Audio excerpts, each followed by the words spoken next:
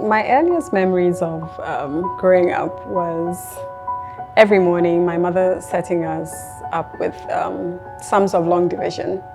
Well, basically, because she was a teacher, that's all I remember. So much work to do in the mornings before we went to school and then after school.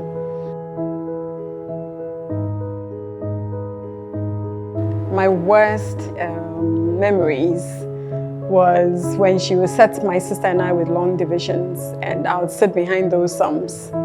And for 5 minutes, I just really couldn't understand what I was doing. And all I remember was the cane strokes.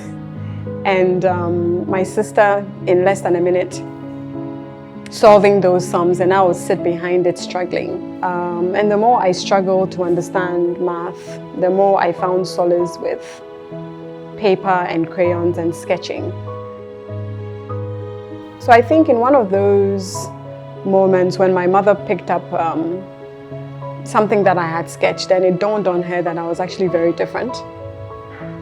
And I think at that point in time, that's when she realized that the more she beat me, the more I just didn't understand, because my brain wasn't really set out to understand math in the traditional sense of way. So at that point in time, that's when she started buying a lot of paper, a lot of crayons, and encouraged me to sketch.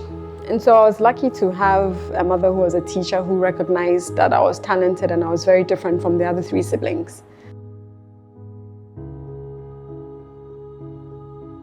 I found university extremely boring. I really didn't enjoy school much. I found the curriculum very rigid, and it was just basically art for art's sake, so a lot of art history, which is good. But we're not allowed to explore outside what the curriculum demanded. I remember one time during the, just when we were about to go for a long break, summer break, whilst people were thinking of, going out and having fun and all that, Constance was busily thinking of, how she can better herself. And I remember she joined a furniture company called accredited, then carpentry shop, actually. And she came back with all the expertise and she was all fired up. I found myself going back to this carpentry workshop every vacation, and I gained experience working alongside them for over 5 years. But the more I went back to university, I realized that I felt that the curriculum and school had really failed us from us way back then. Because I knew that when I finished university, I knew exactly what I wanted to do. But how dare you challenge your lecturers, and how dare you challenge the status quo? Throughout the 4 years of studying with Constance, she's been very determined, and this is one individual who sets her goals and then works towards achieving it. And she doesn't just settle for achieving the goals, she actually excels, she pushes for excellence, and she'll do nothing less than excellent. Working in industry taught me everything that I know. Working with artisans who are perceived a certain way, who couldn't even articulate themselves, but of course they had the practical experience and skills that we didn't have. What school gave us was exposure and creativity, but there were no skills attached to it. And so there was a lot of learnings working alongside my industry colleagues who pretty much held my hand and taught me everything that I needed to know in industry. Working with Constance over the years has been an exciting and rewarding experience. At one time, she's a friend, a coach, and inspiration. But my favorite name for her is the Iron Lady, like Margaret Thatcher.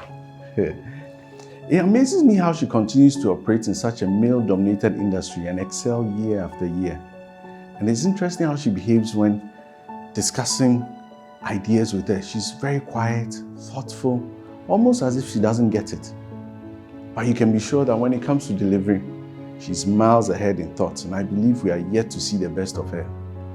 Constance would remain constant in the years to come. I can bet my last dollar on that. So over the past 8 to 10 years, we've had close to 600 young people from all over Ghana coming in from our polytechnics, our universities, from the community that we operate from. And it's such a joy to see them coming in and not even knowing how to use machines, but after 8 weeks of working alongside our artisans, they're actually building and designing things. And so that's when I realized that there was such a need, and at the same time, the opportunity to use my learnings from industry at a point where I also felt that if community had given something to me, this was also my turn to give back. So when I came up with the concept of what the Design and Technology Institute would look like, it took me back to when I was in KNUST myself. What I remember the most was my mates who were studying law or medicine would always laugh at us because for them, look at those artists again. That's all they do, draw under trees. And I looked at the environment within which the College of Art was situated. It was very, very poorly resourced. In fact, it was the oldest building on the block. And so universities themselves also looked down on graduates who were in the College of Art, and all the resources went to the other subject areas. And so I made that pledge to myself and to next generation that whatever opportunity that we didn't have, they would work in a space that would truly unearth their talents. Because I think that creativity fosters creativity. And so the campus was very dear to my heart, that it should be an amazing space, that the minute you walk in, you know, the energy around you should be so positive that, you know, you look forward to going to school every day.